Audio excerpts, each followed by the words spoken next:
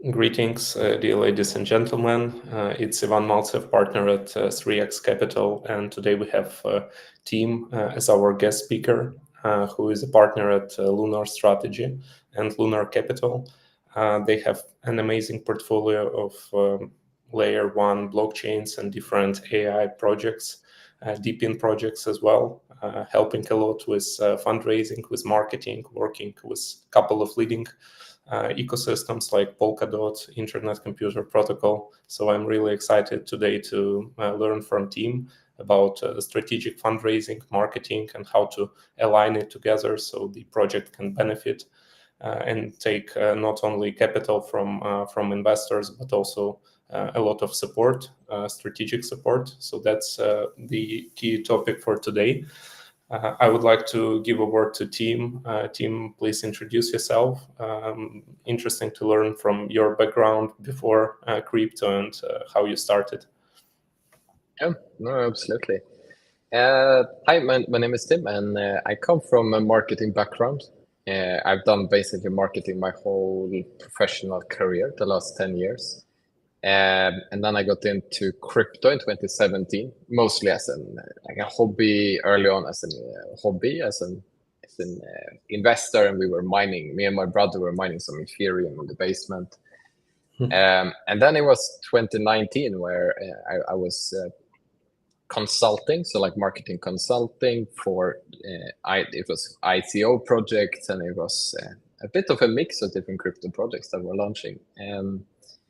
And then it started to really kick off the agency Lunar Strategy. And then over the last 5 years, we have been growing and as an agency. Right now, we are about 25 people. 20 of us are working on Lunar's strategy, which is the marketing side. And then 5 people are working on Lunar Capital, which is strategic fundraising, incubation, and acceleration. And then we have another large initiative going for ICP Hub here in Portugal, where we are hosting accelerator, hacker houses, big ones coming up this year, and have been hosting a lot of local events here in Portugal where we have it. So yeah, I think that's a bit on the high level background. And then, yeah, I've been working as an advisor, marketeer, quite hands-on on the marketing for, I think in total almost 200 projects over the last 5 years. Wow, that's a huge amount, Tim.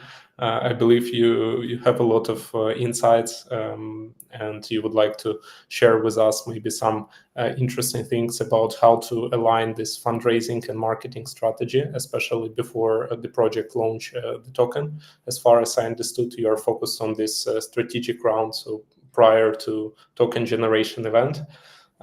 So I would like to hear just a basic overview of this process, how it looks like if the project works with you. Yeah. So I think early on, everybody, like in the crypto world, there's different different parts. Like marketing is something that marketing is in crypto is quite different towards other industries because it comes down to both building a digital product. So it's more like a SaaS product kind of. A lot of like the solutions are like SaaS or software. And then it's the community side, which is often is both the customers and the owners. So marketing in crypto comes down to how positioning and then reach and influence. That's kind of are the core parameters. And then you also need capital to build your product and to fund growth initiatives and growth campaigns. In early on, and a lot of the startups that enter the space, they raise funds from, let's say, traditional like family offices or VCs that are like more traditional ones. They come into the crypto space, they hire an agency, they waste all of their money, and then they go under or go bankrupt when the market goes down because they don't understand all of the mechanics and they can't establish like long-term reoccurring revenue or like build a proper business model that works. What we have been really doubling down on the last 2 years has been like the strategic fundraising, which is where you strongly aligned incentives between KOLs, the community, and the project, because you get in like the Web3 native investors, which is everything from users of, like, let's say like this, we're working with the DEX. Often what we do then is that we try to find like the customers of the DEX that are already happy customers today, and they are like, I love this product, of course I want to invest. And then they invest, and then you align the incentives, like them talking with their community about it, combined with the DEX incentive to have investors that also have skin in the game and that are out there every day trying to support the project with building. So our, like the strategic fundraising is basically getting in those supporters and fans that are out there to support you to grow and to support you with creating content, creating guides, finding new partners. A lot of the KOLs can make introduction to new to VCs or to exchanges or to launch pads, or also support with like strategic business decisions, like where we often encourage founders to have meetings with the KOLs and the investors on a regular basis to also take product feedback so that they can get a more like pulse on what's happening in the market. Yeah, understood. Super interesting, team. And I'm curious to know what percentage of fundraise do you suggest to allocate into growth activities that you mentioned? So you help to raise, but probably you also advise and incubate. So I think the sustainable long-term budget planning is something really crucial at this stage. So what are your observations and suggestions on this regard?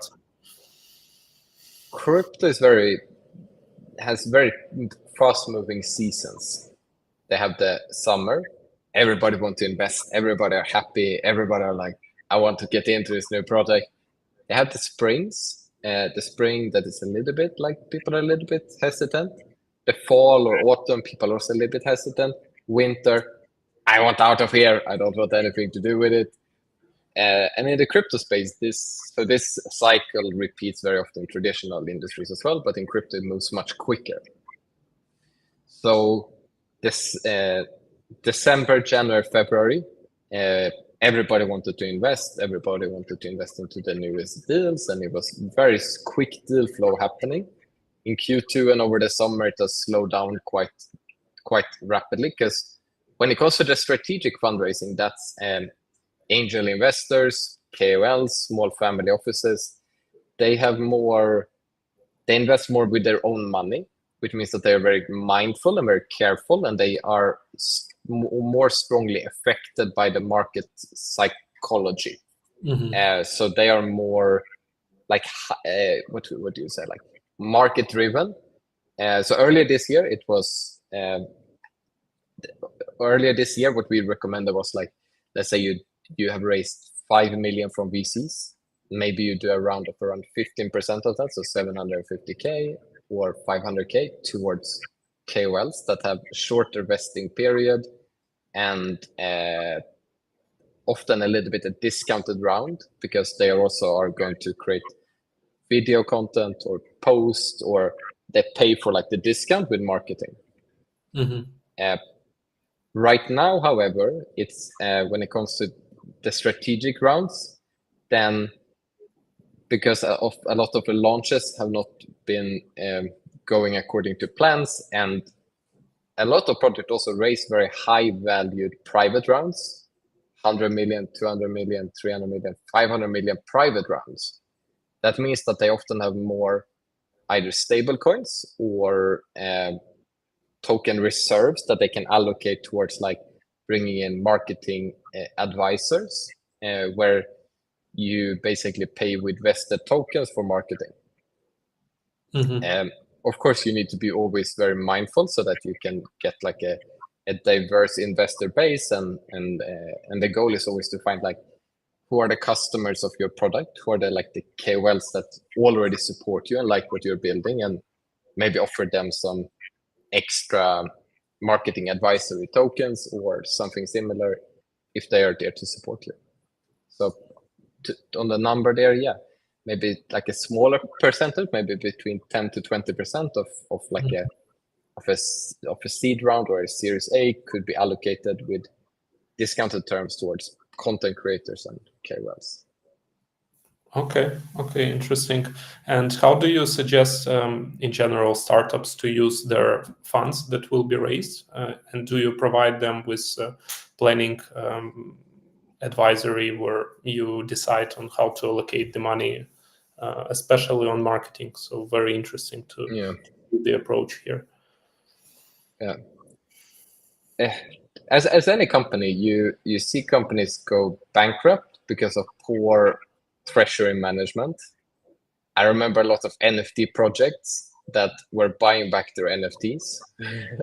They raised like tens of millions or 20, 30 million, 20 million or more. They bought back their NFTs for like 10 million buyback. It went down 99%. And the rest of their treasury they kept in Ethereum went down like 80%. The company went bankrupt and let go of everybody. As a company, when it comes to treasury management and managing funds, of course you need to be smart. And at the end of the day, like to sustain a business, you need a business model that does not just work in a hype market, like buy tax, sell tax on trading.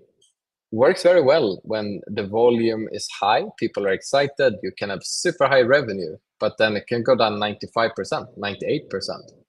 So you need to find new ways to build up like a revenue as a business, or if you have investors that have committed to X amount of fund, or you can, let's say, run a second business that is profiting from deal flow or something like that.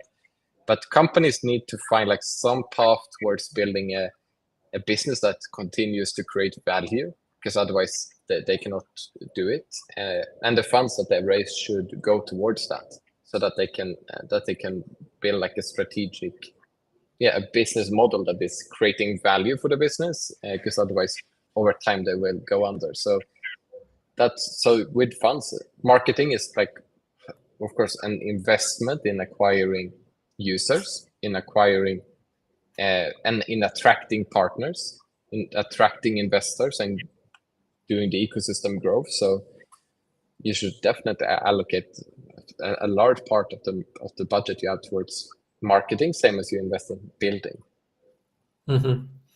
Interesting. So as far as I understand, you have two service models. The first one, when you raise a strategic round and the KOLs, they participate.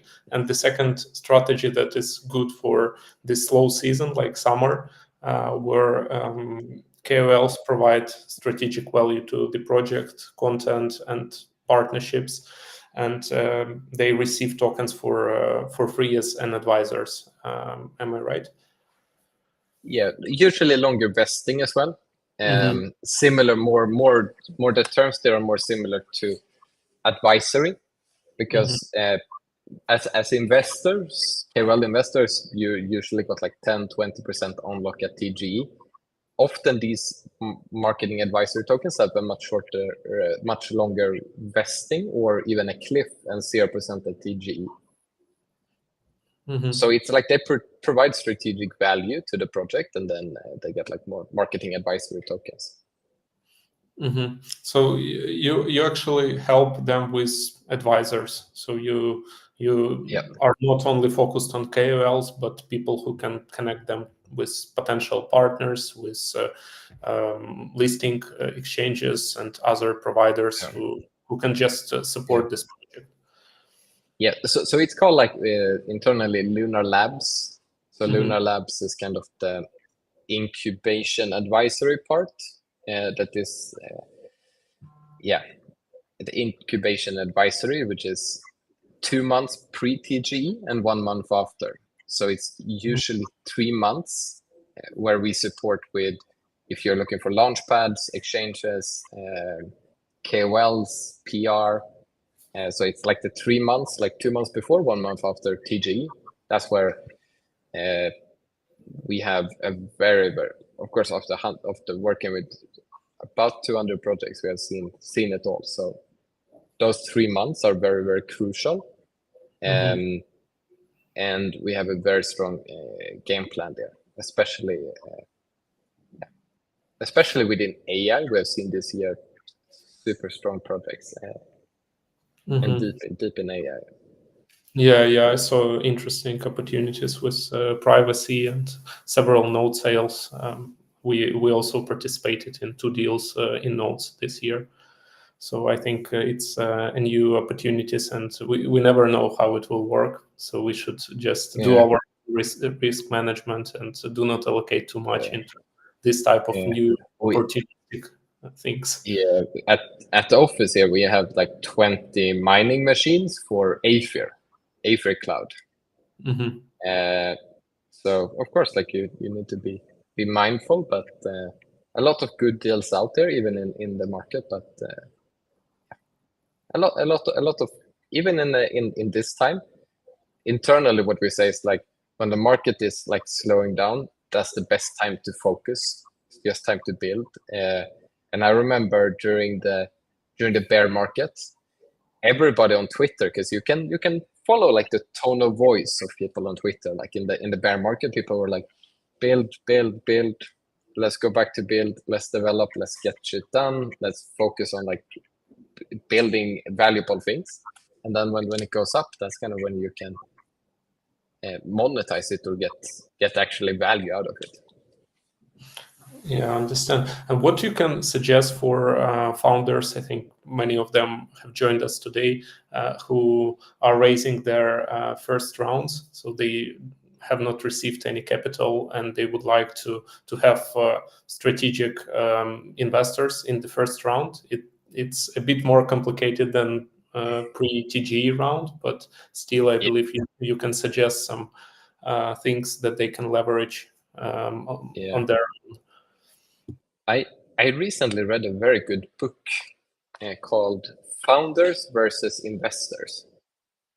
A very good book that it's kind of written like an interview between a Silicon Valley founder and a VC, and they go into like it from each individual standpoint. So like the investors are like, we are trying to find like a home run that will pay back for our fund, and they go into like the whole basically perspective from the investor and how the investor view the founder. Then from the founder, they go into like how the founder view the investor, and then they kind of like try to find like the middle grounds between the different points. As a founder, if you have built something that is good, you can communicate it clearly. Investors are looking for you. Like that's the thing, like that if you build something really, really like valuable that has like a need for in the market, investors will flock towards you, because that's the only thing an investor wants. They want to have an opportunity to deploy their capital in. Like the investors are looking to invest, but they're not looking for bad ideas, and they're looking for founders. So I think the best thing to founders is like read some books to understand like the VCs and focus on like being good at communicating your vision, making sure that your product actually solves some problem out there. Then I think you are very, very strong to go ahead with just going to market. And then there's also products like our ICP hub here in Portugal, where early founders can reach out, get mentored, a little bit like like YC Combinator like model, where we can over a few months we support the founders with some pitching experience, and like so that they know how to communicate to a VC, because that's an important part. And also the key thing is that if you just get one VC, all of the other ones will follow afterwards. So you just need to get one. You don't have to focus on all of them. Just focus on getting one VC to back you and take lead on you, and then afterwards it's off to the races. Understand. And do you have some segmentation in your strategic investors? For instance, we know that Solana ecosystem and ICP are different profiles of ambassadors, KOLs, and partners. So do you have this type of segmentation in your profiles internally? So we have 10 people only working with KOLs and from our side. So 10 people are every day sitting and like diving into the tweets, diving into the categories, which products are I talking about. So we have very, very niche down, like ecosystem specific and niche specific. So like DeFi, real world assets, AI. We investigate like how many times have they talked around this narrative, so that we can get it both on narrative and on ecosystem. And then afterwards, like in crypto, at the end of the day, I think everybody wants to move towards like some chain agnostic like future where we all meet in the middle and we have like an ecosystem where everybody are in the same. Will that ever happen? Probably not. It's kind of like religions. Everybody have their own part. But yeah, it goes down to very much to segmentation, because if an influencer creates a lot of content around real world assets on Solana, okay, perfect. Our product and what we have built fits straight into it.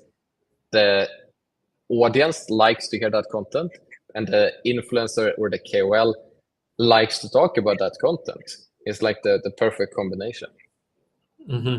Yeah, that's great. So you have two types of segmentation based on niches and based on ecosystems, which is great from my perspective. Even a third one, which is level of influence. So that's more like tier 1, tier 2, tier 3, or even tier 4, depending on how much influence they have. And how much influence they have, we track based on a few different tools, but you can basically see like how many VCs follow this influencer or this KOL, how many project founders follow it, and we analyze like the follower profile of each one. So it's that layer as well. So it's like, I would put it like 3 different layers, like ecosystem focused, narrative focused, and then influence segmented. And of course, there is some overlap between like ecosystem and narrative, but a lot of the KOLs are cross ecosystem, but there is of course like some overlap between them. Also, I see like a trend that many KOLs, they paid for bots, and at some point we can see it in Twitter Score and other platforms that their followings went up 10 times in few days. So in this situation, I think it's not beneficial for the project because the impressions will be lower and engagement as well. Or you see some value in like pumping the account at some point and then working with this account but with low engagement rate. What strategy pre-launch will be better? What do you think? The alpha earlier this year was launch a Steely campaign, launch a campaign on Galaxy, task on, boost it to 200,000 followers, launch, and then it basically all followers went away, engagement died, the project just slowly died as well. You can see probably 100 examples of them. They boosted all of their followers just with Galaxy and Steely to reach the requirement of exchanges, because the exchange required X amount of like community. So does that work? Of course not. It's a short-term hype-focused approach. And it can work in the short term, but it's not a recommended way to build a strong business. It can work in the short term sometimes, but usually it comes back to haunt you over the long term. As soon as you try to gamify in any way like that. Yeah, I fully agree with you. We even suggest some projects to clean their accounts from bots. There are several tools that help them to actually manage the X profiles. So I'm curious also to know what tools do you use to analyze profiles, but also to manage them? Yeah. No, we have a few different tools that we use for to analyze tweet score, tweet scout, and then I think the last one is called. We also use inspect.xyz. Inspect.xyz. They were quite early. They were kind of the first one. They were first called NFT Inspect, but then they pivoted their name to NFT to Inspect. So Inspect is good. Then tweet score and tweet scout are three good tools. Then there are maybe one or two more that I know our team sometimes use. I think those are the main ones that we have been using from our end. Mm-hmm. Okay, thanks. Noted.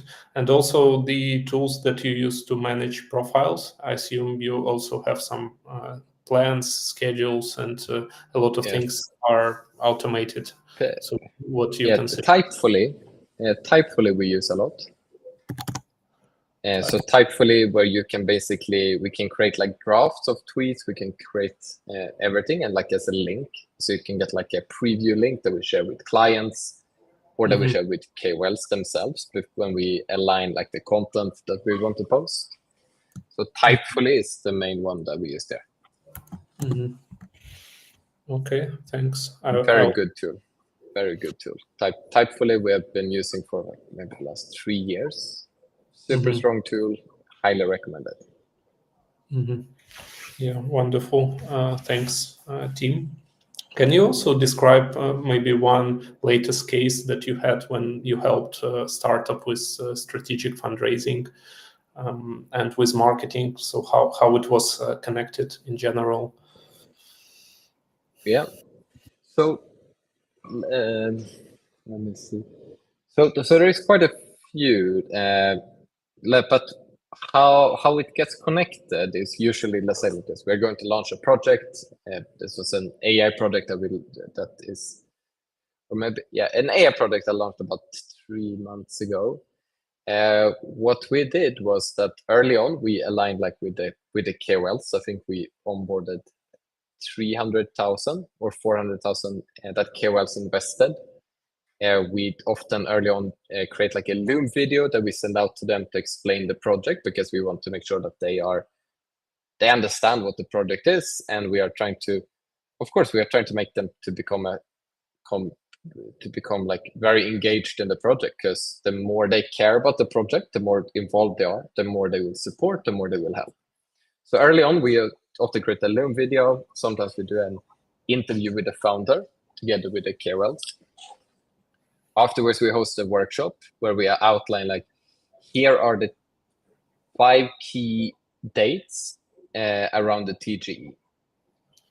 Usually we do it around listing announcements or a fundraising announcement. In this case, they announced their series A, I think it was, or the seed round. And then we also wanted to have an investor day just before TG. This is usually like 1 week to 10 days before, where we invited a lot of the angel investors to big Twitter spaces. The theme of the Twitter spaces was, why am I investing in this project? And then you outline different reasons, and we had like aligned like a few different parts to it. And then during the TG, of course, the most important day of a project often, because it sets the tone for what's happening next. And then post TGE, a lot of projects are then looking to build up like their treasury with a market maker, and that means that the market maker might, if it's very high volume and the prices are going up, the market maker might try to liquidate some tokens to manage the treasury and build up like a treasury. And around that time, it's also important to communicate the long-term vision, what you have built and what's coming next. Because at TG, that's kind of, that chapter is the pre-launch chapter. And now we have a long journey ahead of us. And it's important to be able to communicate what's next. So with the fundraising, of course, then we align it. So let's say we have 40 KOLs. Each of them are going to do 3 posts, 3 reposts, and maybe 1 long breakdown. And then we have, let's say just for the sake of it, 100 posts in total that we can use. And then we strategically outline it based on like what key event is the most important one. And then we basically build up a strategy around that. We do it like a whiteboard in Miro that works, and then we execute. And then when it comes to the TGE, what we did here was for fundraising announcements, if you have raised at least 5 million and you give the exclusive to a journalist, then you can easily get like CoinDesk or the Block or anybody to cover you just by DMing their like main journalist and writing like, "Hi, I have an exclusive story. I can give it to you. You can break it, and then afterwards you have a 2-hour embargo, and then other publications can do it after." If you give it like that to them, then they are very often very happy to break the news, so that you can get like a tier 1 media to cover you. But then you have to have had a good fundraising announcement with some strong VCs. Mm-hmm. Okay, that's helpful. So your strategy is to help mainly projects during few months before, maybe 2 months before the token generation event, and then support them during the first months efficiently, so they can like take some stable coins to their treasury, or they can execute their strategies efficiently. So that's so all of these strategies, they're very individual, but they have some common dates and maybe approaches how you structure it. I would put this on. Then it comes down to like the node sales, and some products are trying to like decentralize the infrastructure of the product with like node sales. Depending a bit on the timeline, some of them launches like a node sale before TG, some of them do it afterwards. Very, very market dependent, like where we are in the market, how excited are people. Then we do intros to like launch pads for node sales, or we also work with launch pads. And I think I've invested myself in like 5 different launch pads where I'm like an angel investor. So we have very close connections with, I would put almost all launch pads, and then they can also work with co-marketing for it. And then post launch, that's when the fund starts. Then some very powerful like things that have worked this year has been like let's say cross community airdrops. So for example, Ton and Mockaverse, not our campaign per se, but we work closely with both teams, and they did like I think it was $20 million token swap between the treasuries. So Mockaverse gave them 20 million, Ton gave them 20 million, and then you do like some fun gamified campaigns around it. Because then you can leverage a network effect, because you get like the value from the other ecosystem. They come into your ecosystem, and you can do like shared spaces, you can do shared campaign, you can do like a lot of fun stuff. Because after launch, that's when the fun starts, and that's when you need to explain to investors why is your team competent enough to execute on the vision, and how will you build up the long term for what we have built here. Yeah, understand. Yeah, you touched the topic of node sales, and I think many of our followers, they don't know how it works. So simply speaking, we can invest and become a validator in the network, maintain some operations and security, but at the same time, we do not invest in tokens, we mine it, and we can receive some airdrops from it. I think you raised more than 5 projects with node sales. So what interesting observations you found from the last launches, and how you see it will grow, how it will develop? Because I also quite involved in this type of node sales. So to hear your insights. So the crypto space is the most creative space I'm aware of. In the traditional world, they call it IPO. That's one term.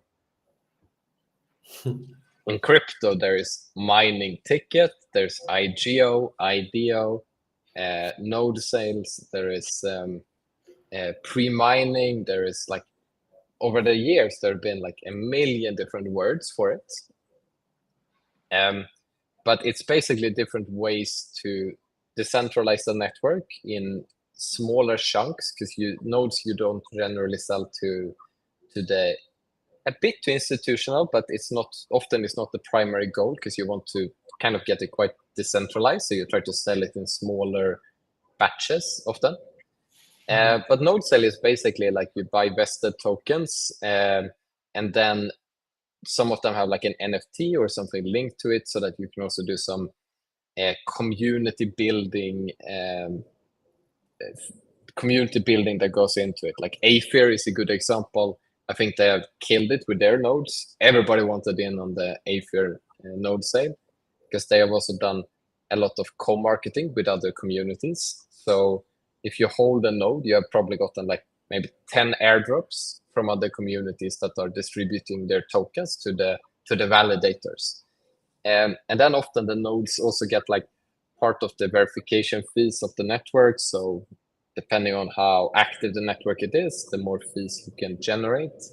But at the end of the day, it's like you're buying part of the network, and nodes is a way to buy, like, for them to allocate larger tickets and larger sizes to various investors with long vesting, so that it's much easier to have a node that has 10-year vesting than anybody else would buy tokens with 10-year vesting, even though you often also for the node get a quite lower valuation due to the long vesting. So you get like very, very much discount, but you pay for it with like 10 years of vesting. Yeah, and we also see that many of them have the lockup period for the node. So usually it's 1 year. So you cannot trade the node during the first year, but later on it's like a digital asset that you can trade in the secondary market. So I'm actually interested to see how it will work. So we invested in the first node sale, Xi, that was listed on Binance. Gaming infrastructure on Arbitrum, and we already right now are like 8 months after the launch. So soon the nodes will be transferable and tradable. And I'm curious to see how it will work, because the price and the valuation went up significantly from the levels where we bought. And at some point, it might be also interesting strategy to exit if you feel that you don't want to hold a huge chunk of this node. It's an interesting thing, and like often a node, like they you can often get like a ROAS in 3 to 6 months if the markets are stable. But it's also easy that they can go down very quickly in value, but they can also go up very quickly in value. So it's I'm quite skeptical, because I remember in 2019 I bought quite a lot of, like, they call it master nodes, and what I had to do then was I had to run it on a virtual server. So I remember I set up something in I think it was called DigitalOcean. I think it was called. It was like so you had to like install a node on the server, and I remember I spent probably 2 days trying to install the node on like a virtual server. Then you had to stake X amount of tokens. What happened afterwards was that the asset went down so quickly in value, so that you got a lot of tokens, but they were not worth anything. So it always comes down to like, how can the ecosystem continue to create value? And these infrastructure projects, I think that they can probably create a lot of value. Like you see the most valuable businesses out there, Oracle, Amazon, they create so much value to the customers. And if you create like a strong business case for the node, so that they can start buying back tokens, or they can start like paying out fees in tokens, or depending on how you do it. But most nodes will fail. Same as all other tokens, 90% of the nodes probably will fail maybe they will break even, but a lot of them will fail big time, but a few of them I think will be very, very profitable for the long term if the product does very well and build like a strong business behind that is creating tons of value to the marketplace. Yeah, so it can happen similar to what happened with Solana nodes that were super profitable in the beginning, and then it started decrease. But at the same time, asset is feeling good right now, so I think it might be some benefits for people who didn't sell too early in this case. Of course, that those are like a lot of the nodes. People from the early ecosystems, people are fighting to get a node, and people are buying they're paying a very, very large sums of number to get access to a node. But it's a very, very few amount out of all of the nodes. So probably 90% will fail or more. But a small percentage will be very profitable because you're basically securing the Web3 crypto infrastructure, which is, of course, a super valuable task. Yeah, I definitely agree with you. Probably 90% of them will not generate any substantial income to investors because of many reasons and cycles that you mentioned. But also, I'm curious to understand how you pick up the nodes for yourself. So obviously, there is a metric of valuation and the round where you participate, but also there are many technical metrics and maybe some marketing metrics that you put attention on. So if you can describe some interesting techniques and examples where you participated personally or with a team. Yeah. So from our side, we are not so much like we. I always like to invest in more in projects we work with. And Privacy is a good example. They have nodes where we bought quite a few on their launch. They sold out within 48 hours, the full batch. They have a few launch pads coming up. Aether, we bought the mining hardware. We have about almost 17 or something like that at our office. But it's like a physical Qualcomm hardware device. Tabi is another node on the gaming side. What we have been following, of course, valuation. What's the node valuation compared to the early rounds and the last rounds? Where will the token be listed? And are we likely to get a return quickly based on the current projections? Because projections are very easy to come up with. And some projections, I've seen some nodes where it was you're expected to, over the coming two years, make 100x. And I'm sitting here oh, this projection, there's a lot of it's almost too good to be true. And I'm do I believe this will happen? No, I don't think so. And if I'm there, I'm okay, so will it get 50? Probably not. So if the projections are completely crazy, I'm there's no free lunch out there. I don't believe this. So it comes down to traditional. You have to see, does it make sense? Does the node serve a good purpose within the ecosystem? Why are they selling this? Is this just to raise more funds, or is it to decentralize the network? I probably prefer it if it's more to they've already raised 10 million and they're doing a small node sale just to decentralize the network. I probably would prefer that. Valuation needs to make sense. It needs to make sense in the network. And then I need to like the founders. Always comes back to that. If I sit in a meeting with a person and I think at the end of the meeting, I feel this person is never going to build something that they will never be able to convince investors to continue funding it, or they will never be able to sit in a meeting and convince a B2B founder to use their product. Of course, why would I invest then? Because the founding team, if they can't convince me, how can they convince anybody else that would be buying their products over time? So it also comes down to a lot on the people side. Do you think this is a qualified person that can actually deliver on what they're saying? can they sell? Can they communicate their vision so that people are excited to invest and buy and become customers? If not, then of course I'm out. I'm out right away.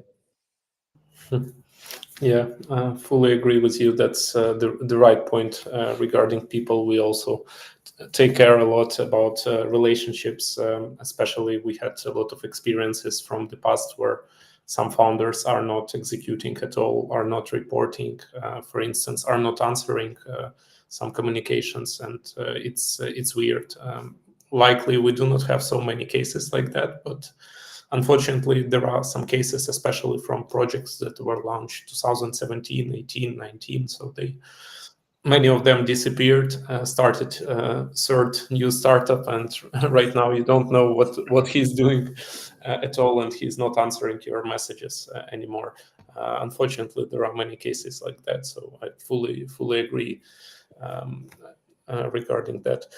We also have some questions from the audience. I think the first one is from Diana. How many months shall we marketing startup prior to the launch of the product? What do you think? It's a good question. In crypto, I don't view like marketing as like one of my. Okay, I will give you a good example. So one of my favorite products out there is it's a product called Get Grass. It's a quite fun project. I think they have raised 4 or 5 million from like Pantera, top tier investors. They have been running like a point system now for 1 year on like farming like points with like so you download like a Chrome extension, all free, so you can't invest anything. Now 1 year later, it seems like everybody is a little bit like tired because the TG is like, is it happening? Maybe, nobody knows. Like after 1 year, the hype was there maybe like 6 months ago. People were super excited. You can see on like Whales Market, the pre-TGE tokens were trading at super high valuation. But then it dies down, and a year later, is that a good time to do marketing for a full year or a bit more? Maybe. They haven't launched yet, so we will see what happens. But at least like you can't build up excitement overnight because people are not that active on the screen. Like how you get excited about the project is like you hear from multiple touch points. Maybe you read an article in one news site, you see a podcast with a founder, you see a person that you trust that is tweeting about it, and then you sit at the office a day and your friend is saying like, hi, this project is interesting, do you want to check it out? So to build up that excitement, and it takes at least, I would say, 90 days. So 60 to 90 days is kind of what we say as the minimum. So 2-3 months at least before the launch of a token. But it also is case by case basis. Some products we work with that are like gaming focused, and they can do like a trailer, and then they do like a leading up campaign, and then you can like build and build and build and build until launch, and then it can be a bit longer. But at least 2-3 months, I would put that. Okay. Any shorter than that is like a lot of people will not recognize what you're doing because it takes time to get noticed.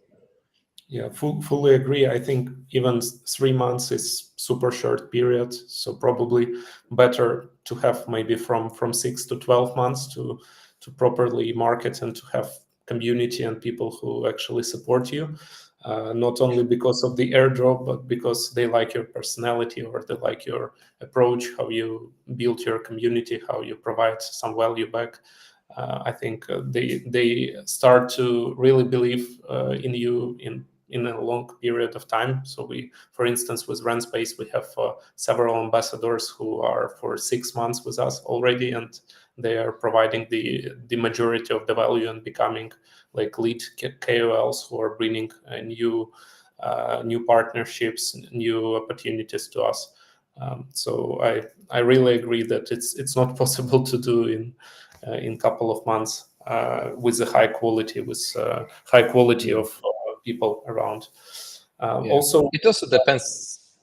Just one quick little point. It also depends a bit if it's more B2B or B2C, because B2B often have longer sales cycles compared to. So it's like a very much a case by case basis, but at least a few months minimum to build up some excitement. If you have a limited budget, I would at least focus a largest part of it in the 2 months before TG and 1 month after, because those are the 3 most crucial months. And before that, you can probably do like with a community manager and some business development in-house. And then that you put all of the firepower around the TG. Yeah, interesting. Also, we have a question from Kushi. Will the incubation center be helpful at the ideation stage for seed funding? Yes, for good ideas, it's if you have a good idea, myself and VCs are always happy to fund it to see what you can do. There's a lot of people out there that are always open to fund a good idea to see where it will lead. Start small checks, 25K, 5K, 10K, small checks, see what the idea comes, and then afterwards ramp it up from there. Yeah. And that's what we do. Here in Lisbon, we have, we're going to have a big AI conference in November this year. There we have an AI alliance. So it's an AI investor alliance that is going to be there. And we will have like a small like a pitching event, which will be like where founders can pitch towards investors, and it will also be a VC and founders dinner. So if you have a good product in, especially in the AI or deep in, like in the forefront narratives and the forefront market, very happy to just shoot over a DM to me as well, and we can review it and see how we can incubate the idea to go to market and support with finding top investors after providing the initial seed funding to build like those parts. Yeah, I actually fully agree with you. It's super valuable to have a partner who can incubate, accelerate your growth. Sometimes founders are lost, and due to their backgrounds, they do not know how to execute the strategy in Web3. So many people still do not have experience, so they need some guidance. And I think incubation hubs strategy that ICP and Solana as well have, it's super helpful for people who are local and do not have experience. Many of them are building their first projects, and it's really challenging. So I definitely suggest to apply to ICP Hub Portugal for support. We as Rendspace as well received a lot of interesting insights and opportunities, Twitter Spaces, promotion, some giveaways. It can boost your community and it can help you. Also, we have one more question from Kushi. How much money raised should be dedicated towards marketing, and how much should be needed in product development in the initial stage? Interesting to hear your thoughts, Tim. Yeah, it's almost an impossible to question to say. Initial stage, maybe that's the key part, because like we work with the budgets, like the biggest monthly budgets we have worked with is like 600K, 700K euros per month, and the smallest can be anything from, if you work with an agency like us, maybe the minimum would be maybe 10,000 per month. So between 10,000 to 700,000 or 1 million, I think 1 month, yeah, probably closer to 1 million for one client. How much should be? So depends on what product you are, and if you're a founder, if you're a developer founder, you can often get away. If you're like a developer founder and you have a lot of developer friends, you can probably get away with quite like doing a lot of the development yourself, and also with like maybe paying some close people around you, and then you can invest more into marketing. If you're a very strong marketeer background as a founder, you probably want to invest more in the development side and the product side. So it depends a bit on who you are as a founder, but yeah, it depends a bit on where you are as a founder. But like I would probably put fairly similar amounts towards both sides, like probably closer to 50-50 between. I would put like 50-50 between ecosystem growth and 50% towards like development, something like that. I would probably put it like. And then it depends a bit on if you're a technical founder, you can probably you probably need to spend more on marketing, and if you're a marketing founder, you probably need to spend a higher percentage on the other side.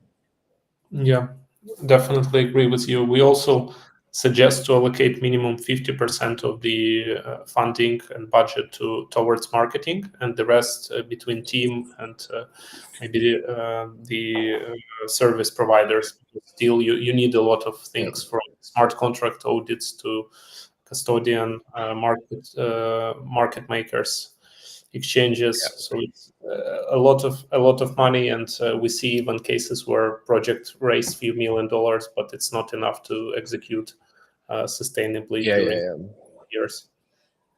I think we have the last question here from Isaac. How easy or hard is to get funding? That's the question.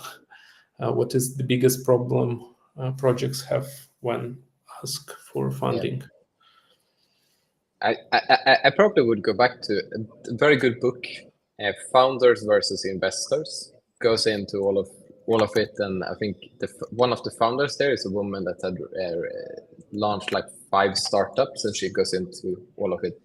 So like, if I would go out and get funding, I probably could raise a lot over just like a week or two, or maybe over like, if you gave me 24 hours to raise, I could personally raise for a good product quite a lot. So probably same with Ivan, because it comes down to like, do you know the right people, and do they trust you?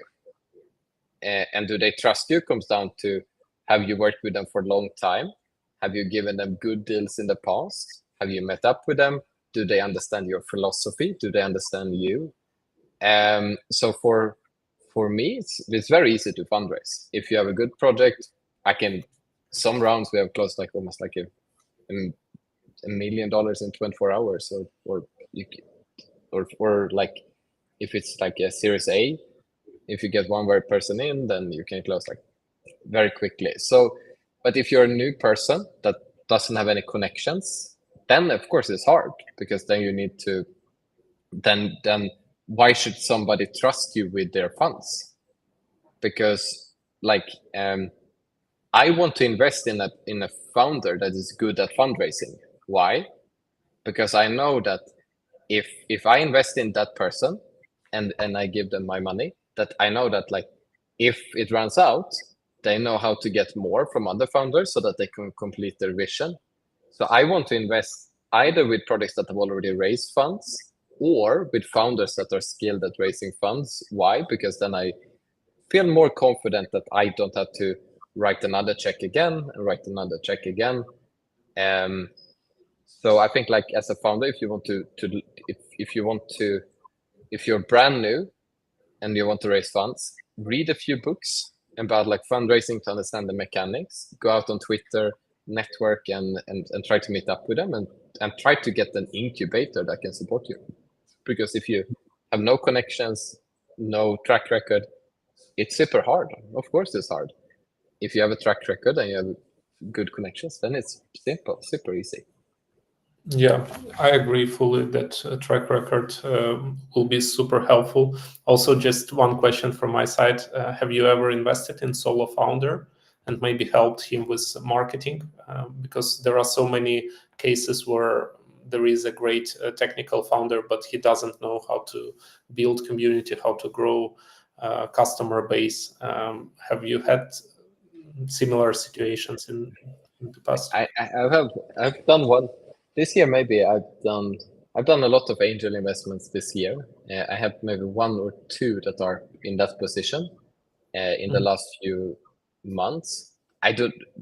We haven't gotten to the we are at very early stages with those. So maybe if we have a conversation in 6 months, I would be like, yes, it was the best thing I've ever done.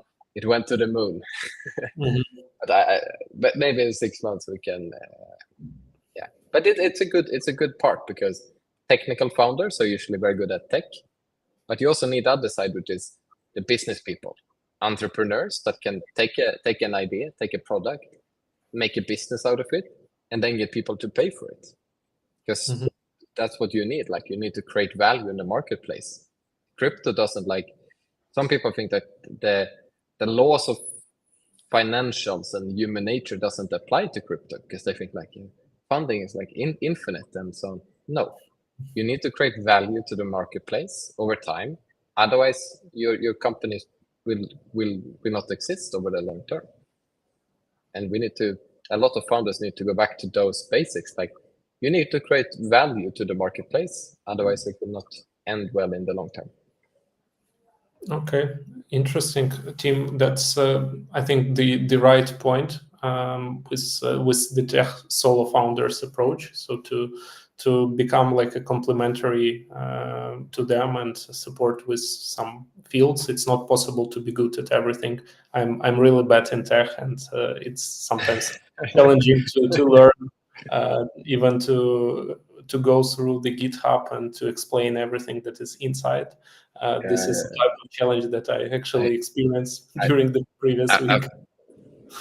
I've been to, so this was 6 years ago, 2018. I was traveling in Asia, so I was living in Vietnam, and I went to a hackathon, and I was like, it was a crypto hackathon for, I can't remember what project it was, and then they put people into teams, and I was so bad because all of that were just developers, so they actually kicked me out of the team, and I was kind of like kicked out of the hackathon because I was not technical, and I asked too many like stupid questions, and they were like, Tim, stop this, we need to just like build. So I'm on that side as well. Like, I'm good at marketing, explaining on the business side, but I'm not technical at all. And the only hackathon I got kicked out of. Interesting. Okay, thank you, Tim, for the session today. It was great. It was insightful. I even think we should create some content afterwards and maybe share with community some summary. So I will ask my team to do that. Looking forward to our next sessions.